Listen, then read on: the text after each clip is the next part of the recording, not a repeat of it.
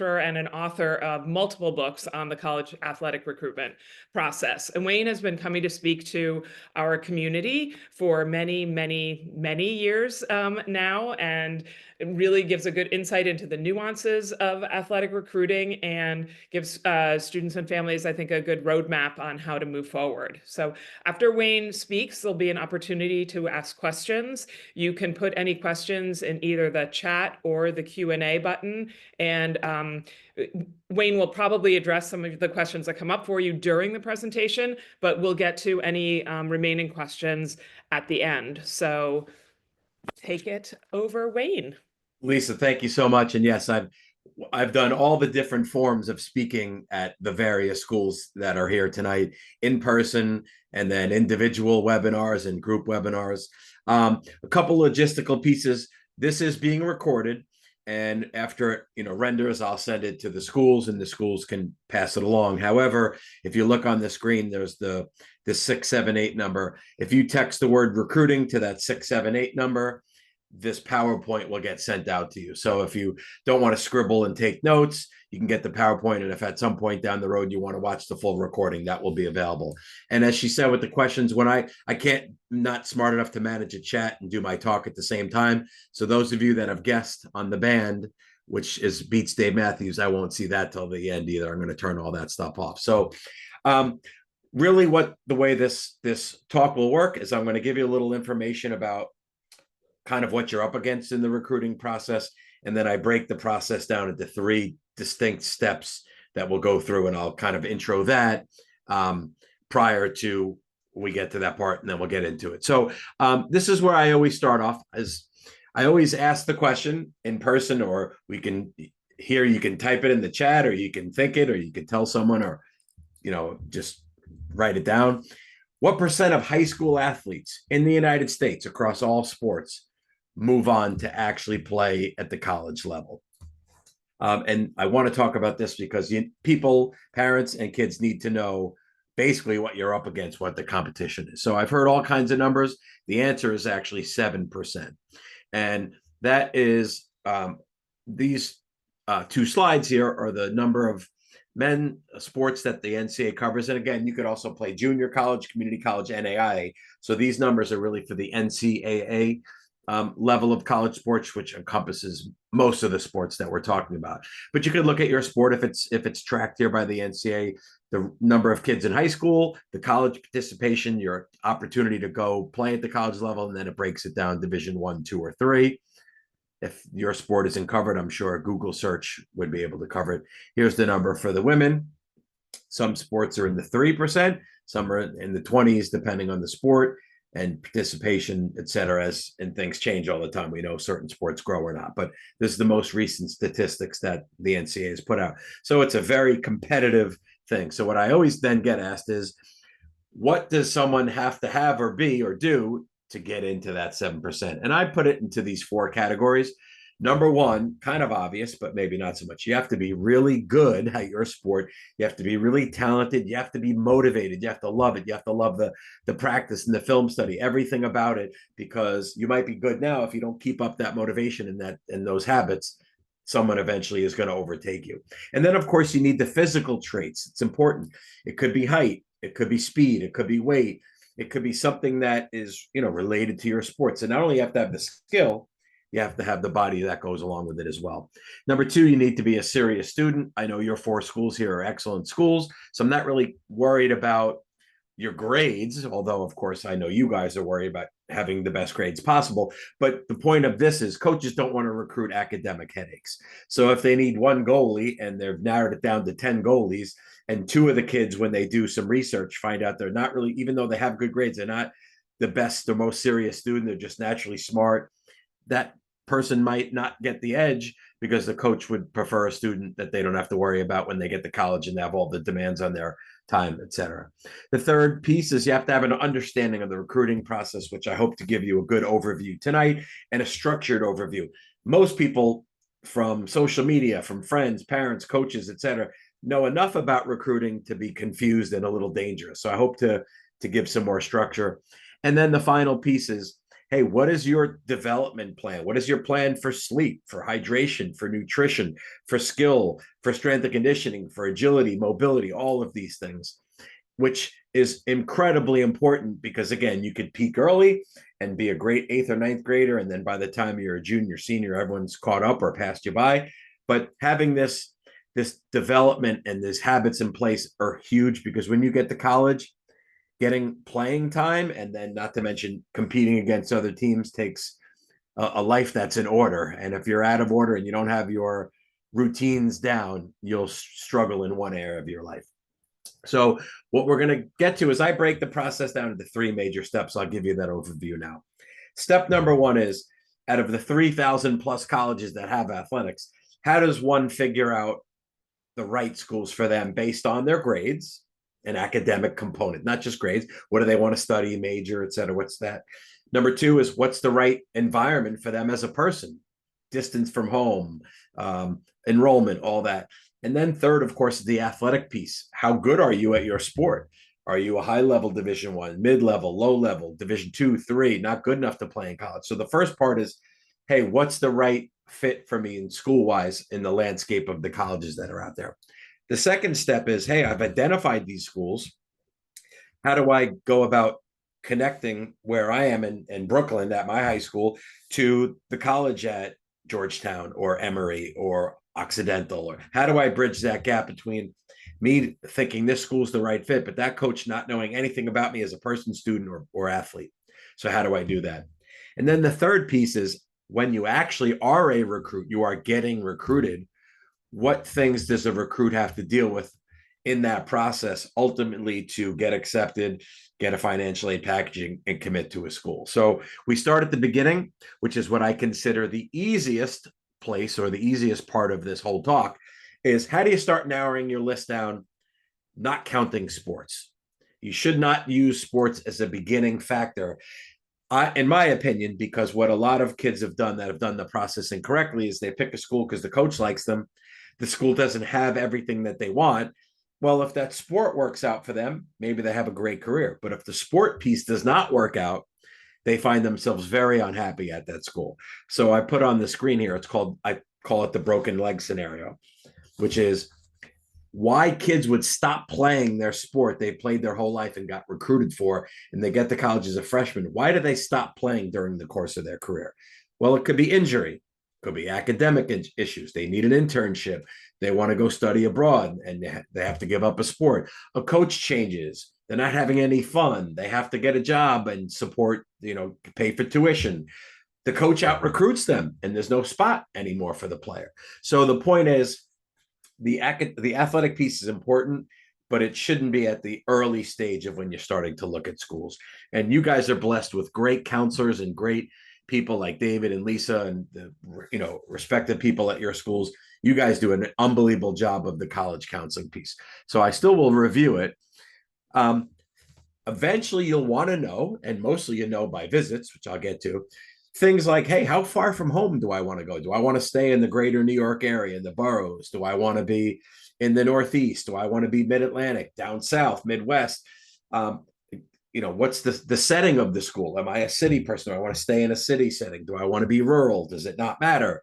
What enrollment size? There are colleges with under 1,000 people and colleges with over 60,000 people. What's right for you? Obviously, your grades will determine schools that fit your parameters, but of course, your major will as well. So you want to be a biochemical engineer. Well, not every school is going to have that. That will shrink your list. Then there's many other factors such as cost and things that I will get to after. We'll just say that these aren't the only things that help you determine what's a fit for you college-wise. So again, as I mentioned, there are books, there are many websites. You have a counselor, there's Naviance, there's College Board. There's a lot of ways to kind of intellectually go through this process. To me, nothing will ever beat visiting schools. And I personally am not a proponent in the beginning of setting up admissions tours and meeting coaches. I'm talking about, you have a break, you have Easter, you're going to Boston to see family for Easter. I would hit 3 or 4 schools on my ride up and 3 or 4 on my way back. You might not have to leave a car, or you could park in the middle of campus and walk around for 10 minutes just to see if you like the place or not. And if you decide BU is not for me. I'm not a city, but I love Babson. Okay. And you start to say, well, I like Babson. Here's why. Well, then you go back to your, the internet sites or your counselor and say, boy, I'd like a Babson. Can you give me 10, 15 other schools that are like a Babson? And it's what's right for you. This is important. Unfortunately, kids get steered the wrong way by a well-meaning parent and an uncle or a boyfriend or girlfriend or a teacher that, hey, you love this teacher, and this teacher went to Franklin and Marshall, and they try to push Franklin and Marshall on you, but really you're a Penn State, Clemson type of big school environment, right? And I always give this kind of silly example, but if all of us tomorrow met at Rutgers and we went around Rutgers for a couple hours and got toured and then filled out a survey after, a third of us would absolutely love Rutgers and want to enroll right now. It meets everything that they want. Another third would say, not bad. I'd love to visit a bunch of schools more. And then another third would go, this, I know, I can tell you right now, this place is not for me for whatever reason, right? So the bottom line is making visits. I think you're not ready to really even start the college search process or the recruiting process until you've physically seen 15 schools. And when I go out and do these talks in person and I say, raise your hand if you've been to more than 10 colleges, and as a ninth grader and he's never been to one school, it's very hard to talk about the college search and recruiting process when it's just this abstract thing of college. So step one to me is get out there and look, trial and error, and start to see what fits based on everything that we've talked about. Now we get into some more specific stuff of sports. And pardon me using my tissue here. The change of weather has got me all messed up. So the second part is, hey, how good are you at your sport? How good are you at your sport? And parents are the worst judges of athletic talent around. No offense. I'm a parent. I'm allowed to say that for two reasons. The obvious reason is we love our kids and we always see them in the best possible light. The real reason is that you are not a college coach who is recruiting the whole Northeast or the whole East Coast or the whole country or international. So you might say, well, my daughter is, really good on the Packer volleyball team. Hey, she must be able to play at a high level Division I. Maybe she's not good enough to play at any Division III school, even though she's good at the high school. So here are some things that I suggest you do, and you don't figure this out just listening to this knucklehead like me for 1 hour on a webinar, but start to ask all their coaches. The high school coach who probably is clued into the college level, either played themselves or has experience seeing where past players went. If you're on a travel team, that should be a component of it. Hey, coach, I've been on this program for 2-3 years now. What do you think is the right level for me? What are my strengths, weaknesses? If you take lessons on a particular sport, get feedback from that person. Anyone that you know that's playing in college now that you also played with in the high school or your travel team.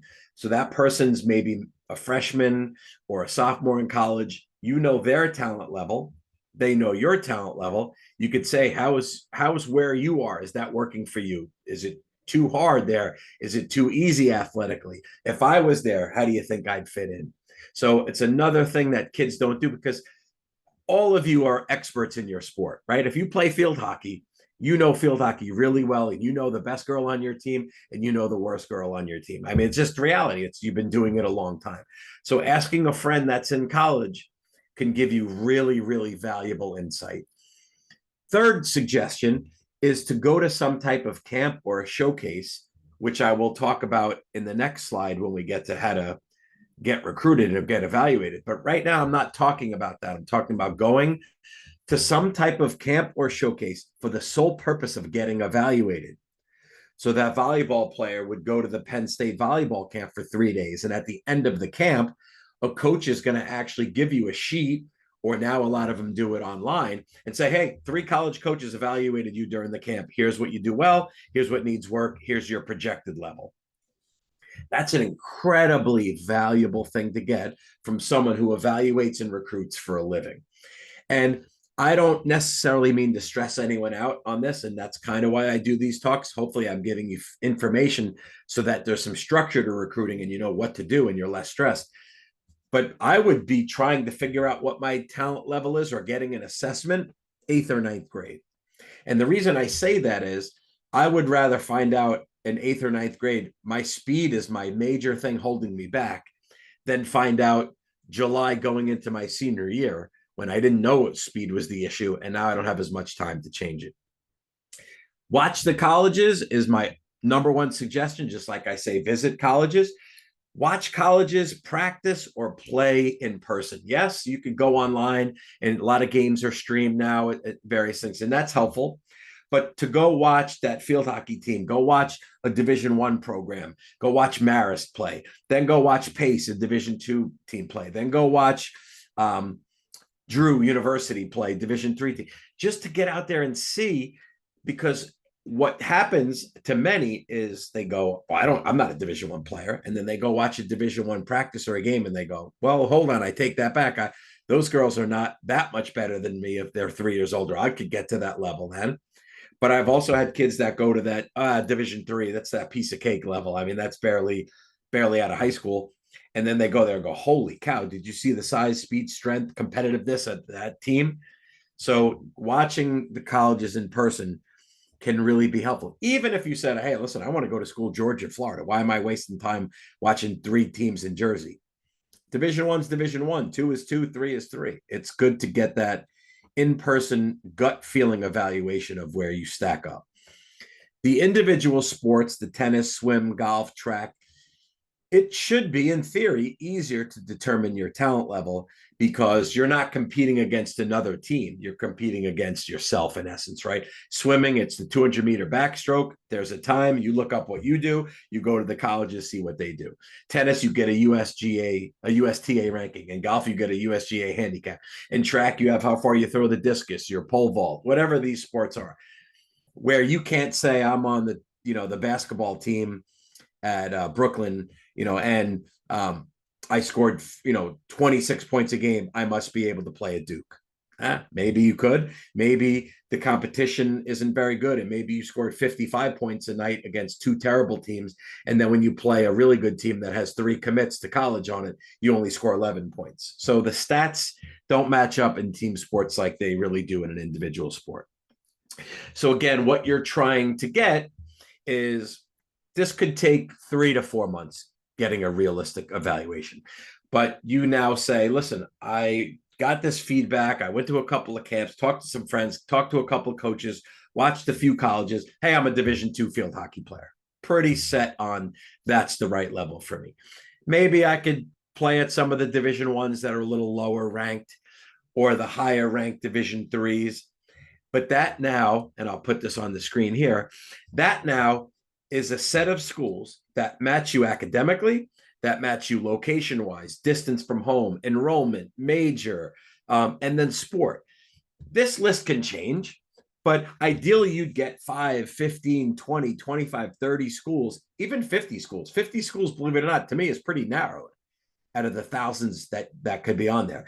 And again, your list can change. All of a sudden you're a sophomore in high school and you say, you know what, I want to go to Washington, Oregon, California for college, hands down, that's it.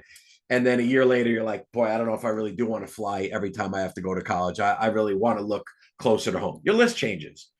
You grow 3 inches and all of a sudden your skills are better and you put on 20 pounds of muscle, your list changes. You had a 2.5 GPA as a sophomore, and I know certain schools here don't do specific, letter or number grades, but regardless, you're an okay student as after your freshman year. By the time your junior year is almost over, you got tremendous grades. Your list changes. You decide to change your major, your list changes. But I'll tell you, without having some structured list, the process is very hard. Every adult that's listening here at some point has done a job search where you say, this is the area I'd like to live. This is the jobs that I'm interested in. I'm working IT for marketing companies. That's what I do. You make a list of potential employers, and then you do things that a job search person would do to start to get hired at one of those places. So there may be some questions here as we go to the next step, but that kind of ends part 1 of the process. Part 2 starts right here now. And I'm going to say a few things before I even get to putting what's on here. 2 key things. One's on the screen already. Number 1, if you get a no from a college coach, what does that mean? We don't need goalies in the 2026 class. I watched your video, I did some research on you. You're just not good enough for this program. I wish you the best at another school. Hey, your grades aren't good enough to get. If you get a no from a school, you're actually doing the right things and eventually will lead to a yes. If you have 15 schools and 3 or 4 like you, that's unbelievable. You're going to play your sport in college. Most don't even know what to do. And by the time they go to college and don't play or play club sports or intramurals, they've never had one relationship, one meaningful interaction with a college coach to ever even get a rejection. So keep that in mind with what I teach you. You're hoping to get feedback, and a no is going to lead to a yes. The second thing is, most people have no idea how difficult recruiting is for a college coach. They just think, okay, the Villanova coach just sits in the office or goes out and just says, I want her, don't want her, and they just like recruiting is simple. Recruiting is a brutal process. The number of kids, number of teams, number of events, it's a big country to cover. You only have 3 coaches generally doing the recruiting in almost every sport except football. So it's a lot of kids compared to only a few amount of coaches. When it's a high school season, the college coaches in season, there's budget restrictions, there's NCAA rules. There's a lot of things that make it difficult for the two sides to match up. So what I'm about to review is what are the things that you should be doing to get the schools on your list to know who you are. So you're a living, breathing student at Brooklyn Friends that plays lacrosse. Okay. And then to get them to evaluate you. So, number one, of course, the be all end all is always to be seen playing live. So, I'm always, when I'm talking to a coach or contacting coach, I always have my high school schedule available, my travel schedule available, what camps I'm going to available. The goal is always to get seen playing live. Coaches don't haphazardly go out like, hey, let me see Brooklyn Friends play Packer Collegiate today. I got nothing to do on this Tuesday. No, they're going to say, hey, I heard about this girl. She's a really good midi. I want to go watch her play today. They're going to watch games live based on players that they want to see and probably ultimately either offer or cross off their list. So being seen playing live and how you handle referees and teammates and your leadership and your reactions, all that stuff matters. With playing live is camps. I could do an hour on camps. I mean, the world is overwhelmed. People hear it's a money grab and you get a million things in your email marketing, and it's like overwhelming and confusing. This is how I break down what you should be doing for camps. Every year, you should go to one big showcase multi-school camp. It's going to be expensive, but there's usually 30, 40 schools. This is not in every sport, but probably 90% of the sports run one of these big showcase types camps. I'd pick that based on the schools on the list. These are businesses. An independent person hires 40 colleges, pays the coaches to attend, puts their logos on the website, and you sign up and go to those kinds of money-making venture. But the coaches are going to it to find recruits, and they're also going because they'll maybe sometimes take a junior or younger coach who didn't get paid a lot. Hey, you can make extra money going to work this camp. Excuse me. The benefits are you can get a lot of schools to see you. The negatives, there's a lot of kids usually at that. And there might be so many kids that there's 6 volleyball courts going at once, and you want to be seen by Bucknell, but Bucknell is assigned to watch court 1 and you're playing out of your mind great on court 4. But that's why I say one of those events could be worth it, because maybe a school that previously wasn't on your list shows interest. And as you learn about it more, it becomes a school that you really consider. The other type then is the school's direct prospect or ID camp. These have a lot of benefits of they're cheaper, $75, $120, $150. You get to go to the school. You get to see the facilities. You often get a tour of the school. You get to meet current players that are on the team and talk to them about their experience. The entire coaching staff is there. Whereas one day in the summer, one coach is in Maine, the other coach is in Jersey, the other coach is in Pennsylvania. All the coaches are there. And the coach gets to run the workout the way they want, as opposed to going to this other thing where the workout is run for them at a showcase. At their own ID or prospect camp, they're running it the way they want to run it so they can do a full evaluation of it. Teams, most college rosters, there's about a quarter to a third of their players came directly from their own camps. Keep this in mind also. They can't do tryouts. The reason camps happen, the coach at Villanova can't say, hey, just, you know what, come in from Brooklyn, come down on Wednesday, we'll give you a workout, we'll tell you if you're good enough for the team or not. It's not allowed. It's illegal. The camp is the legal way around a tryout, if you will. The only negative of a individual camp is you can't hit them all. If you got 15 schools on your list, it's going to be very difficult to find 15 free days to go to all those schools. But it's really important, especially at your top schools. And I'm sure there'll be some questions on that after.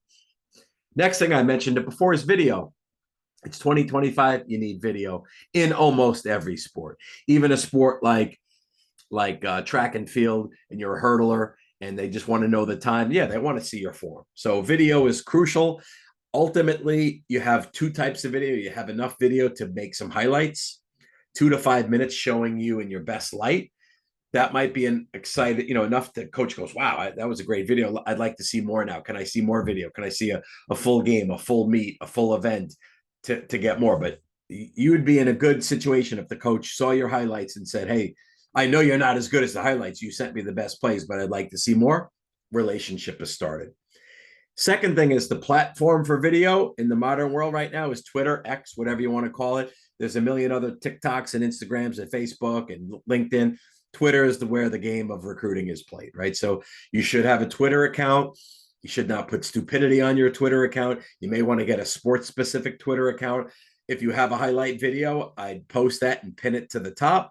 And then I would just put updates anytime you get other video in there. And metrics, what do I mean about metrics? If there's a velocity, if there's speed, if there's vertical leap, if there's something that you could put on that video that's just more than you playing, great. If it doesn't, your sport isn't conducive to that, or you can't get that, it's no problem. And again, I'm sure there'll be some questions on the video, but some kind of video, especially if the school's further away and you can't get together in person with the school that's in, Louisiana, and this might be the first point of making contact. Maybe the most important thing to open the door is a reference. It's not you or your parent writing the coach. It's somebody, your high school coach, your travel coach, an alum, a former pro, a scout, someone that has some pull in your world, writes the coach or calls the coach or texts the coach, says, listen, I got a kid on the team. I've been coaching 15 years. This girl played for me for 2 years now. She would be an unbelievable fit for you at Lehigh. Will that guarantee you get recruited by Lehigh? No, it'll guarantee they evaluate you. They will watch the video that you sent in that they weren't going to watch otherwise. They will make a point of coming to watch you play during the high school or summer season. So I'll just put the rest of this on the screen right now. Everyone is a different human being. Everyone recruits differently, and they recruit differently based on age of the coach and how technology savvy they are and the sport itself. So no one way is magic. It's not like I'll just go to the camp where my 3 friends got committed. I'll go there. I don't have to do any video or have anyone make calls to me. It just doesn't really work that way. You have to do a combination of these things, in my opinion, to move the process forward. Anytime something happens, someone calls for you, you send out a video, someone saw you at a camp or an event, you follow up. You're trying to develop a relationship in some way possible and get some feedback. If the coach came and saw you, even if you got negative feedback from Georgetown, where Georgetown says you're not just, I don't think it's going to work here. I don't have you high on our list. I have a lot of people ahead of you. You'll at least know where you stand. And now you can adjust where you're looking based on that. So again, this is probably I get the most questions. So I'm hitting just kind of the basics through here. Recruiting services, College Prospects of America, Go Big Recruiting, NCSA, any of those, I hate them. They're just a waste of your money. They prey on parents. They have no connections. They don't do anything to help you. I put 99% of them and I leave the 1% open, is let's say somebody coached at St. Anne's for 25 years. And they retire from St. Anne's of coaching basketball for 25 years. And now they're going to work individually with a few kids to help them with the recruiting process. To me, even though I'd call that a recruiting service, that's someone I would trust who has the credibility. The rest of the recruiting services, I run away from them. And then a question I get asked a lot is, when is the right time to start recruiting? Kind of 2 answers to that. One is, when you're ready, when you feel and I did say earlier, go get evaluated to know where you stand, to get an assessment of your skill level, for sure.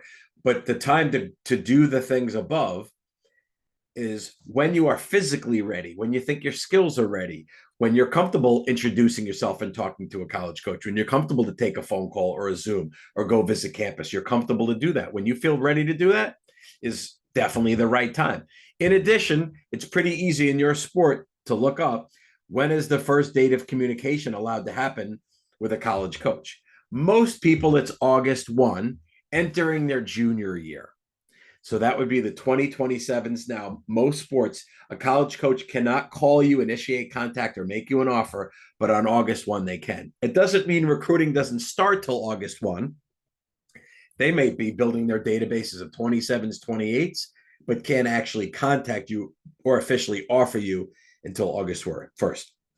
They can watch video of you. They could go see your team play. They just can't call you up and say, we saw you play today. We would love to offer you. So again, I'm sure there'll be some questions on that as we go forward. So this is where it takes some work. This is where you have to be a little bit of a squeaky wheel. If you're one of the best players ever to come out of Brooklyn, recruiting is should be pretty easy. If you're a good player, but a nuanced player that needs to be seen a few times to really let people know your sports IQ, your work ethic, you have to work this process. Otherwise, you're not going to get into that 7%. So this sort of ends step 2 of the process. And again, I know we'll have plenty of time for Q&A after. Before I go to step 3, which is, hey, I'm getting recruited. Maybe you are ready, or maybe you do some of the things we talked about and you get recruited. Typically, when you do, it's not just by one school. It could be 2, 3, 4, 5 schools. What do you do then? So before I get to that, start that slide, I want to identify or establish what does it actually mean to get recruited. You are getting recruited when one of the following things happens. You get a phone call from a coach. You get a text from a coach. You get a DM on social media from a coach. The coach visits you at the school. The coach visits you at your house. The coach invites you up for a visit. Those are the things that would qualify you as being a recruit. If you get an email, a generic email, even if it's a camp invite email, it's generic. They're just trying to get as many kids to come to the camp so they could find players. And yeah, the kids that aren't good enough to be recruited, they help them buy new equipment, and it's a fundraising thing. That's just the reality. Or maybe the kids are younger, or whatever the case is. But they're inviting as many people as possible to find good players. But you'll know when you're being recruited. If you say, gee, I wonder if Purdue is recruiting me, they're not. There'll be no wondering. So when that process starts, you have a variety of things that you have to face. And the first being your eligibility when you graduate high school. Now, I've been doing this talk enough with your schools enough to know that I believe at St. Anne's, unless it's changed, does not give out number or letter grades. You guys have figured it out for years how to do this. So maybe at the end, they'll talk about how that works, so you can talk to your school counselor about that. But for everyone else, this is the way the process works, and it's gotten way easier since 2023 when the NCAA dropped the ACT or SAT component of what I'm about to explain. It previously was a sliding scale between your GPA and your board scores. So the higher your GPA, the lower your board score needed to be, and the lower your GPA, the higher. That got changed in 2023 when many schools are going test optional, and COVID made it impossible to get proper tests done. So here's how it shakes out. In Division I, upon graduating from your high school, the NCAA will look at your 16 core courses: English, math, social studies, and science. Not your full transcript. Admissions will look at your full transcript. The NCAA wants to know what's your GPA in those 16 core courses, which start in 9th grade. It could be no lower than a 2.3. If you're a 2.3 or above, you are eligible to play your freshman year in that college. If you were able to get admitted to the school, but your GPA is lower than a 2.3 in 16 core courses, you could still practice with the team your freshman year. You just can't play in games. You'd have to meet academic requirements, and you'd still have 4 years of eligibility after that. In Division II, it's the same 16 core courses, but you need a minimum of a 2.2 GPA. In Division III, the NCAA instituted this new system. So I'm going to restart this kind of way I'm saying this again to make sure you get it. When you're a junior, if you think you're a college-bound student athlete, you go to the website below, or you could just Google Initial Eligibility Clearinghouse, and a screen will show up, which will give you 2 options. Division I or II, you create an account. It's about a half an hour's worth of your time putting in all your sports information. At the end, it'll ask for your credit card. It's about $95.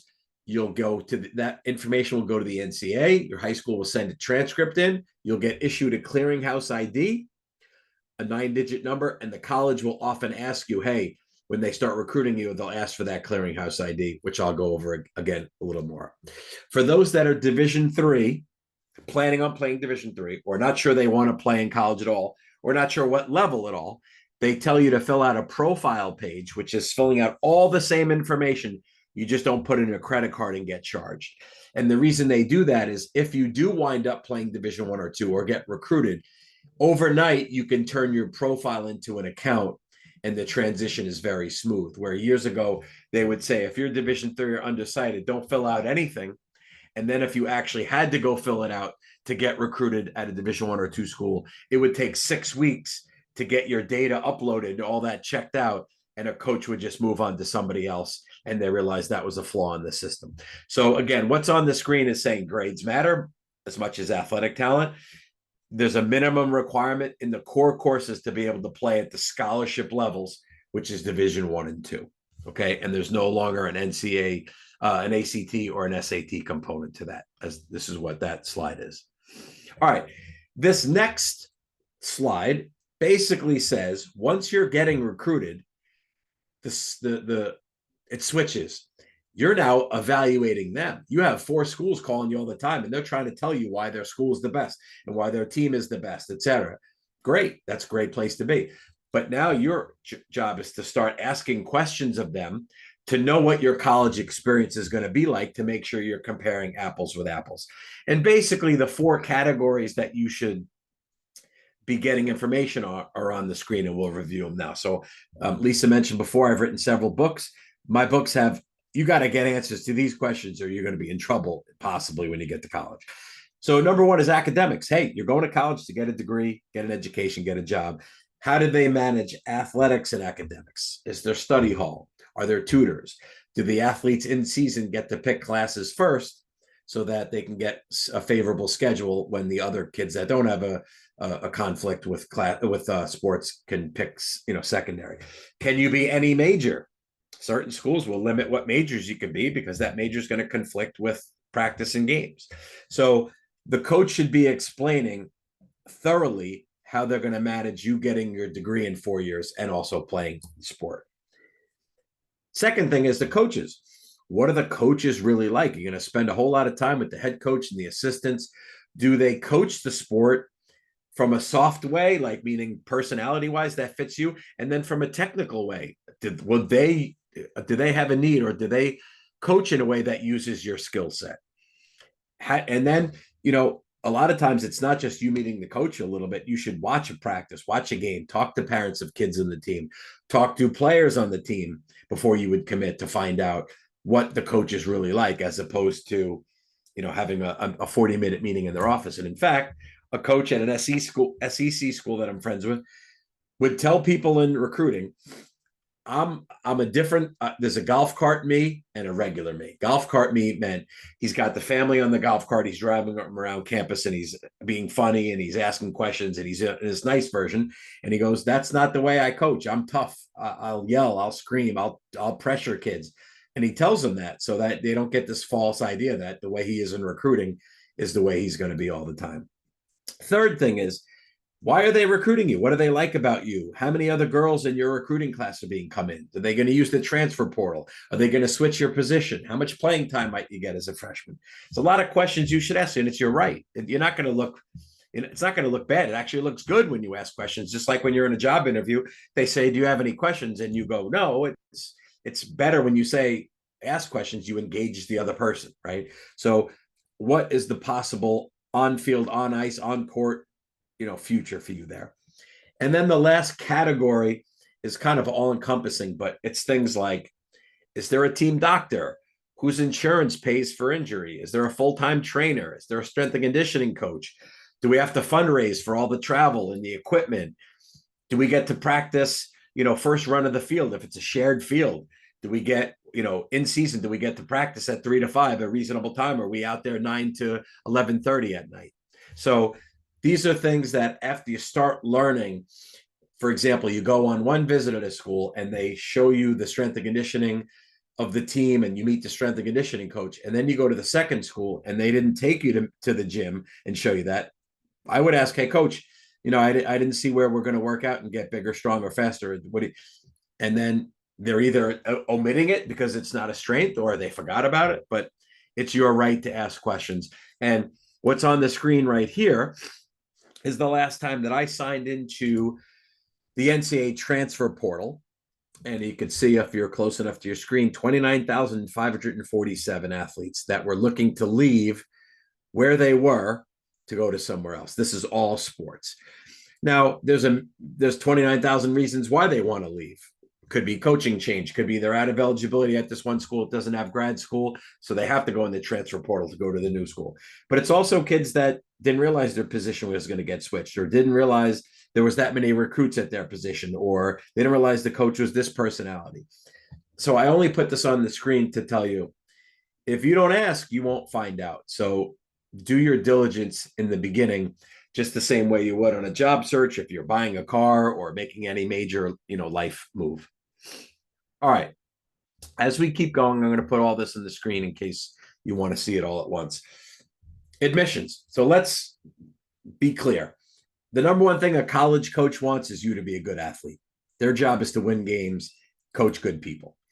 After they see you're a good athlete, immediately they will ask you for a transcript to see if you're admissible, right? No good being a great athlete if they can't get you in. So they'll do a pre-read. A pre-read is, what's your address? What year of graduation are you? Coming in as a freshman? Are you coming in as a transfer? Are you a scholarship candidate? Preferred walk-on, tryout? What's your intended major? Are you honors eligible? Have you done community service? Do you have discipline, issues in your background, et cetera? There's a lot of questions. A lot of time they'll get on the phone with you to go over it. They take that and the transcript and send it to their liaison person that covers their sport and admissions. And admissions will send it back pretty generally with either admissible or not admissible. Now, bear in mind, they're not saying you're accepted or denied because you have not applied to the school. This could be February 27th of your junior year. And they're saying, with this snapshot in time at your 2.5 years of school, if these grades stay in this level, you would be admissible. Great. Or at this picture in time, your grades are not good enough. You're inadmissible now. So when I've been coaching, I've coached at 5 colleges, 20% of the time, roughly, kids were inadmissible. I was at Holy Cross, which is probably the toughest academic school, much higher rate than that.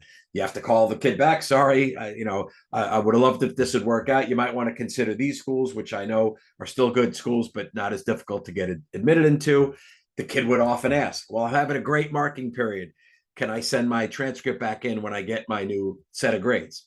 And coaches will say yes, but typically they will have solved or filled their recruiting class by the time 2 months later you get your new transcript. What, again, you're hoping for is that admissible stamp, if you will, of approval from admissions, and then often an academic award that will come with that. So I coached 16 years at Sacred Heart as my last coaching job. Boom, they'd send that transcript, that pre-read and transcript back within a day's time. It would say admissible, and it would have all the information of why someone was admissible or not, and then it would say 16K. That means that person in time we can tell them if their grades stay in that general ballpark, they will get $16,000 of academic money. If their grades go down, by the time they apply, that money is going to go down. If the grades go up, by the time they apply, the money could go up. Okay. But they're giving you at least an idea as a coach that this can work and we can move forward. Now, and Mr. Lee, who I met just earlier on this call, it was an admissions counselor at a point at Princeton. He will know what I'm about to say better. And at the end, he might tackle this question better than I do. But I have friends that coach in the Ivies, and they talk about this academic index. And the academic index is basically this. Schools like the Ivies, from an athletic standpoint, have agreed that they will recruit athletes that fall into the population of their typical admissions person. So one year, Columbia doesn't go, my God, we can't win any games. Let's just let anyone in the doors here so we could win. That's not allowed to happen. So from my understanding, and this is why I say Google it, they take the last year's freshman grades as a group, and the incoming grades for that team, the tennis team, the women's tennis team, has to be in a standard deviation of about 10% of that previous year. So that means if they get a girl on the team as a recruit who falls at the lower end, they're going to have to turn around and get someone on the higher end. And again, the whole point is that the league has agreed to recruit with integrity, that the person being accepted falls into a typical student that would be able to play at the Ivies. And even if they get some support, they are in the ballpark of being an Ivy student. They're not completely outside the parameters of that. And I'm sure there'll be some questions on that at the end. All right, we get to two more parts from me. The first is what's on the screen right now. Is I just put it all on a spreadsheet. This is not Wayne Mazzoni's numbers. This is numbers taken from the NCAA. These are the maximum amount of scholarships allowed per sport per division. So women's basketball, let's just use easy numbers, is allowed 10 in Division II. What does that mean?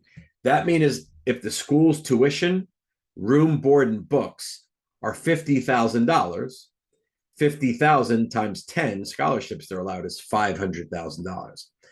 Now, there's some people think, well, that's every year they can give out $500,000. They do, but it's for the whole program. What does that mean? Freshman, sophomore, junior, senior, fifth year, senior, grad students. The money's spread out between those players. So if the coach knows at the end of the year, two of the girls on scholarship are graduating, one girl says this is her last year, too many injuries, she's not going to play anymore, and one says I'm going to put into the portal, they have 4 scholarships or $200,000 to spend on the incoming freshmen or transfers. And it basically, every coach has spreadsheets. This is what happens after the 25 year. This is what happens after 26, 27, 28. They have a budget. They can allocate their money that they're spending year after year. A lot more to scholarships, and then even NIL money, which may come up at the end, which is something impacting the higher level, the Power 4 sports programs. So here's the number for the men. Just because they're allowed what's on the screen, keep in mind not every school has that in their budget. So let's take soccer. They're allowed to give out 28 soccer scholarships. So guess what? Clemson is, Duke is, Vanderbilt is, UNC is, Florida State is, Notre Dame is, Stanford is. Is Fairfield, is Sacred Heart, is Quinnipiac, is Rider, is Marist? No, I can guarantee you they're not. Why not? They're not a power program with major ticket sales for football and basketball with TV contracts and massive booster resources. They may have less than that. So what I always get asked is, how do I know if my daughter's a scholarship athlete? Well, when the coach calls you a lot and the coach visits you, or the coach brings you up for a visit and the coach does an admissions read, at some point, if it's a scholarship level program, we'll say to you, hey, we're really interested. We, loved everything about you. We did our research about you. You got $16,000 for academics. We're going to add another $16,000 for soccer. That's $32,000. That's a 55% scholarship. That's what we think is a really good offer we make to get you. And we give you 1 month's time. After that, it expires and we go to other girls. Everyone does their business a little different. That's pretty typically how it is. All right, last slide. Again, I'm going to put this all on the screen. And I always hate this slide because I know we have young kids or parents with young kids that it's like, I'm going over how to make your final decision on this talk. And I've given you a lot of information already, but 2 times I've seen are miserable for recruits and parents of recruits. One is friends are getting recruited, getting attention, getting committed. Nothing's happening for you. And that's a very stressful time.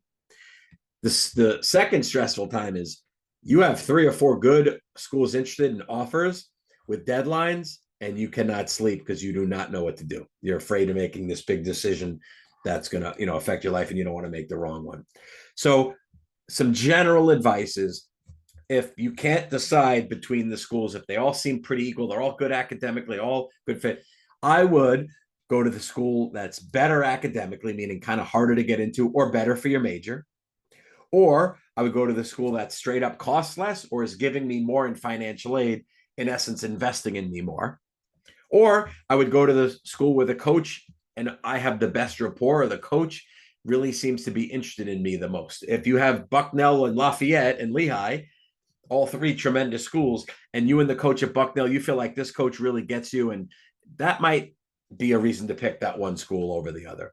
Ultimately, to me, the best way is to make that visit to campus where you now have that tour. You sit in on classes, you eat in the cafeteria, you watch a practice or a game, you see the dorms, you go to an event on campus. Usually, when kids do that, and you're not doing this at 15 places, it could be 2 or 3, you'll walk out of it going, I pretty much know that this is where I want to be. And a quick side story, I had a kid that I was advising on recruiting. He called me on a Monday night and said, I'm committing to X school. I'm just going to let you know.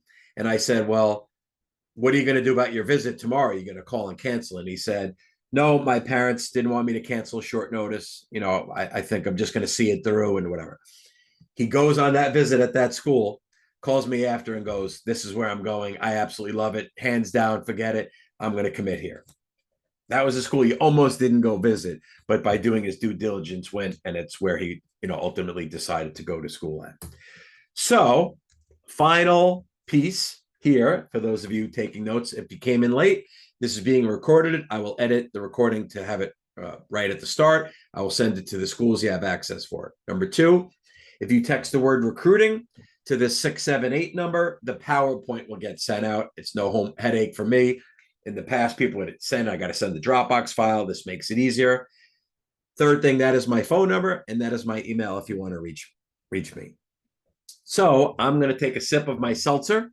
And while that's happening, let's start to put in some questions in the chat if we haven't already. And David, if there's some in there, feel free to shoot them out to me and I'll answer them. Absolutely. Hi, good evening, everyone. Welcome to tonight's presentation. Thank you so much for joining us. My name is David Lee. I am one of the college counselors at Packer. So, Wayne, we do have a few questions and we'll keep monitoring. But one of the first questions goes back to that whole recruiting connecting with a recruiting agency. And so somebody was just kind of like general, I know you said 99%, not really feeling, you personally don't feel strongly about them, but some people were wondering about some of the agencies such as like IMG or Play to Win. Any thoughts that Okay. could you just give So some feedback on that? for sure. So first of all, IMG, most people know, is the #1 power high school.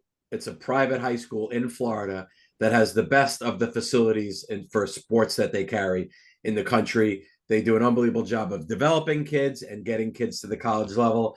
And for that, you will pay $90,000 plus a year, if not more. So it's very exclusive place. There are other clone type schools that have come up.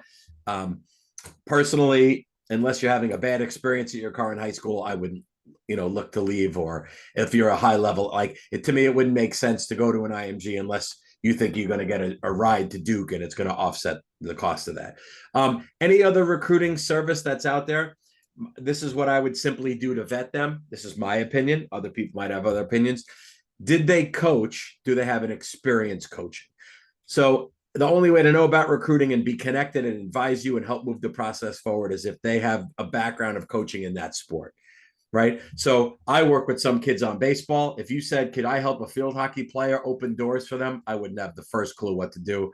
Don't know anything about the sport enough. I know about the recruiting process, just like I educated here tonight. But so I vet them out by, did the person coach? Do they have connections? Many of those services, they don't. That's how I'd vet them out. Great, thank you. This next question I really like, and I have a feeling I know what your answer is going to be, but should communication with college coaches always be led by the student? What is the parent's role? What's the family member's role in this recruiting process with college coaches and the student athlete? Excellent question.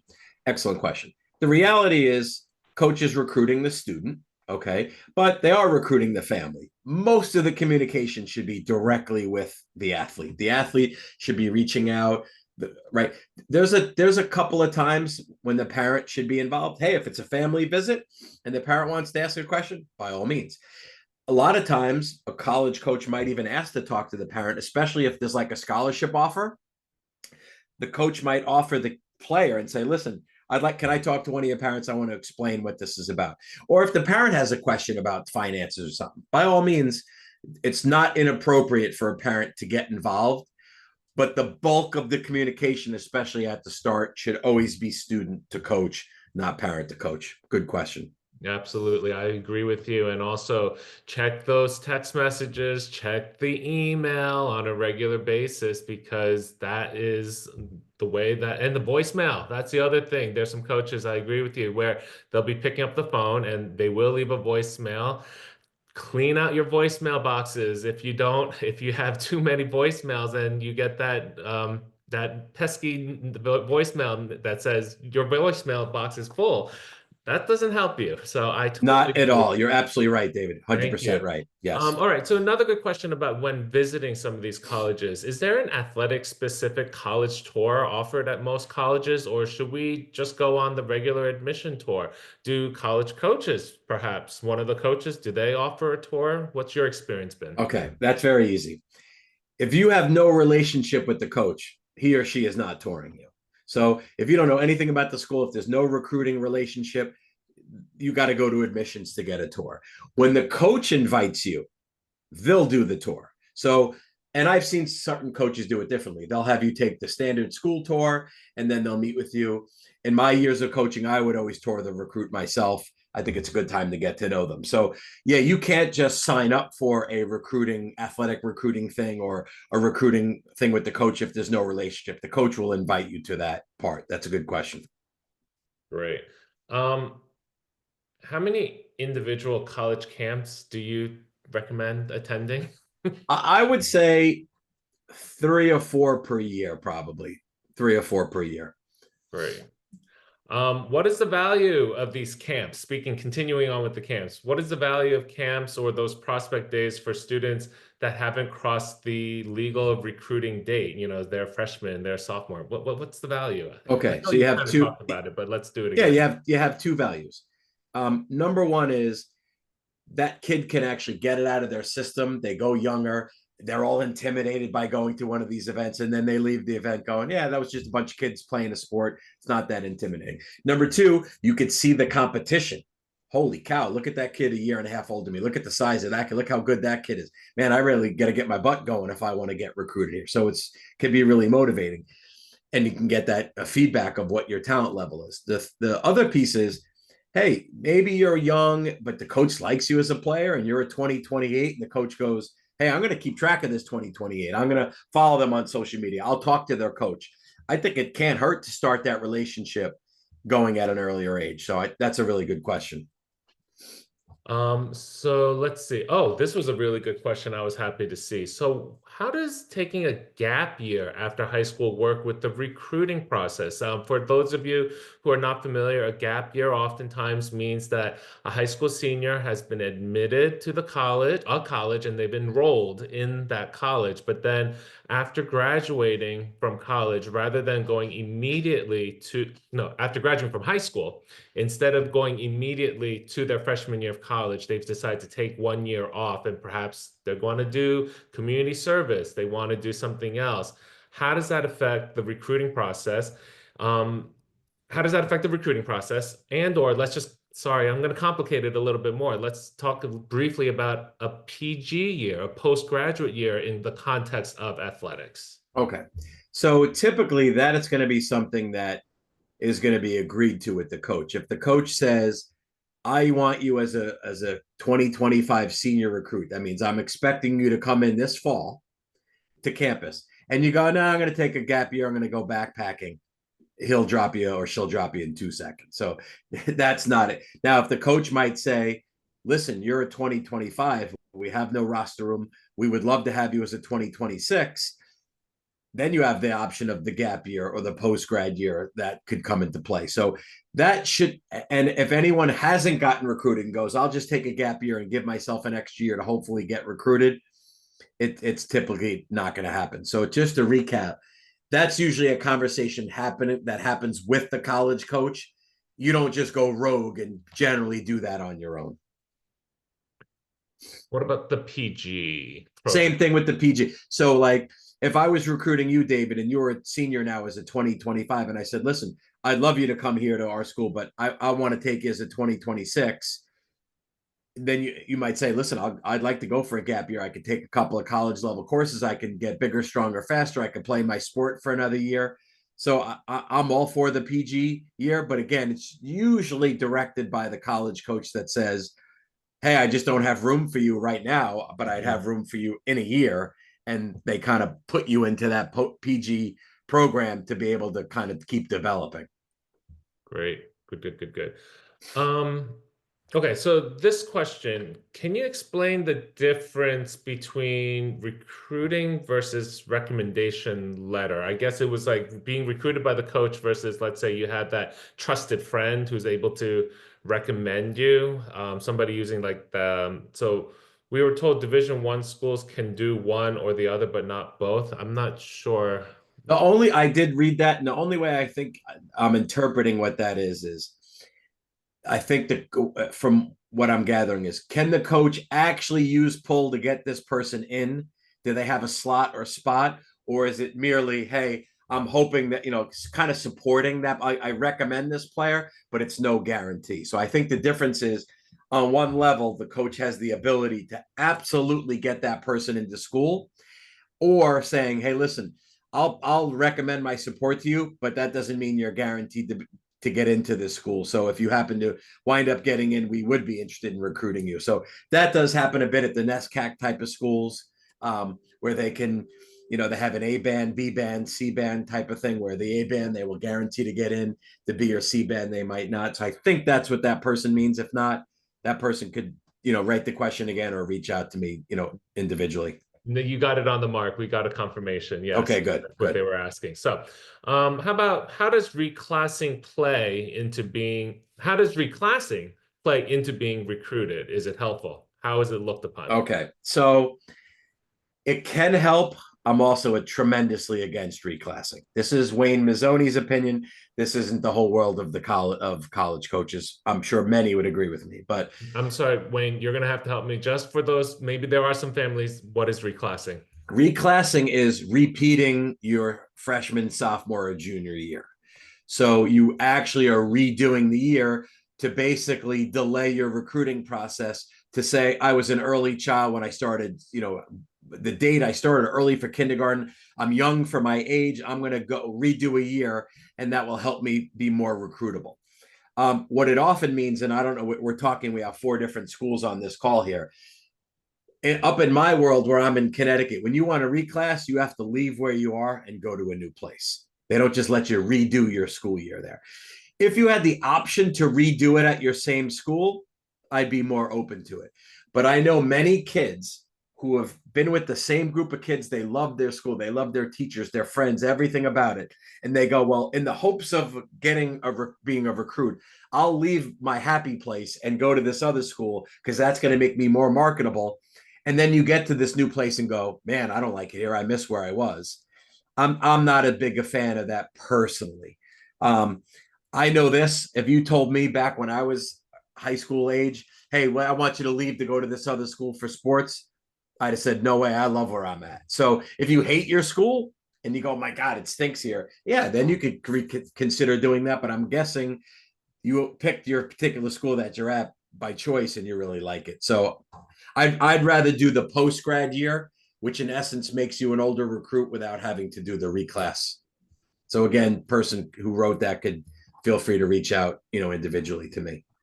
Right. Absolutely. All right, great. One other question right now, and let's see how we go from there. But after meeting with a college coach, how do you make sure they maintain interest in order to hopefully get an offer from them? So if you're meeting with a coach, they're usually not doing a meeting unless they're really interested. So typically the coach is going to be the one following up, right? However, if there is some relationship with a coach and it's kind of gone a little bit dormant, if you will, I would advise updating them with information. Hey, coach, by the way, this happened. I had 2 games this week and they went great. Here's some new video that I made. Or I just hit a new personal record in squats, or like you kind of just continue to talk with them and converse. Hey, coach, I saw you guys had an unbelievable win last Friday. Congratulations. You're kind of just keeping the lines of communication open. Again, usually they will do that, but if not, you can update them with things that are going on with you. Excellent. Great. Wayne, I think we're done with the questions, but one thing I do want to make note of is that there was a excellent question from a friend from our St. Anne's partner from St. Anne's, and they were talking about how you recognize that St. Anne's doesn't use the traditional grades, and so was hoping you could talk a little bit about how does, when a school doesn't offer grades, and how does the recruiting process go with all of that. Our colleague who works in the college counseling office, hi Lewis, Lewis answered that question. I'm just going to make sure that we have it recorded and verbatim, but Lewis did say, and by the way, for those families, I would encourage you, if you do have further questions, particularly with for St. Anne's or for your school in particular, do reach out to the college counseling office. But Lewis did say that effectively, all colleges are well aware of the school's narrative-based grading and that we do not give a GPA. If for whatever reason things are not clear, please reach out to us and be reassured that colleges will know how to interpret your school's narratives. And as a former admission officer who has also read applications from St. Anne's School, I can definitely attest that we are well aware of the process and we are able to interpret that as well. So, yeah, thank you for that. That was a perfect response for who wrote that. Yes. And I do see one other question here about videos. Are the videos just homemade, taken by parents at meets, etc.? That's fine. That works, no problem. There are certain sports and certain schools where they might film for the whole team and they set up one camera and it shoots the entire game. You know, you said meet, so it's probably track and field. They probably don't necessarily do that. Any type of video will work. It could be just your own homemade phone one, or certain sports use Huddle, which is an app that shoots the game and then allows the kids to come in and dice up which video they want to make a highlight video. So good question, but bottom line is any way you can get any video is appropriate. Wayne, there is one more question that just Sure. came in, and I think this will be our last question for the evening. These are some great questions to thank you everyone who's shared. So let's put in context of the 4 schools that are part of this program tonight. Does playing at the level of these schools, is playing high major Division I, in this case basketball, but let's expand it to Division I sports in the collegiate level. Is it even plausible? Is it, you know, like in the case for basketball, how much does perhaps playing on an AAU team or a high level travel team during the off season from school sports, can that play? How much does that play into? So of course, many kids from the 4 schools can go play Division I. The reality is, and I think what this person might be getting at is, yeah, your travel program always gets more weight than your high school program because that's when college coaches are free to recruit. So when it's a basketball game during your high school season, the college coach is in season and not watching the high school game. So they're going to go watch more of the travel season. I will say, however, your high school team is incredibly important. The college coach is going to call your high school coach. They want to know from someone that you're not paying to play on their team what they think of you.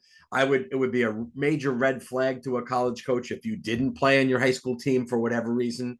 So it matters a lot, but the bulk of the recruiting comes in the off season or the travel time. Excellent. All right. Well, I think we are in a good place right now, Wayne. Wayne, thank you so much for sharing this great knowledge about athletic recruitment and how students can consider athletics as part of their college experience. For tonight, this concludes tonight's program. And as Wayne shared, we have recorded tonight's session and we'll be sharing it with your school's college counseling office in the next few days. And so on behalf of Berkeley Carroll, Brooklyn Friends, St. Anne's,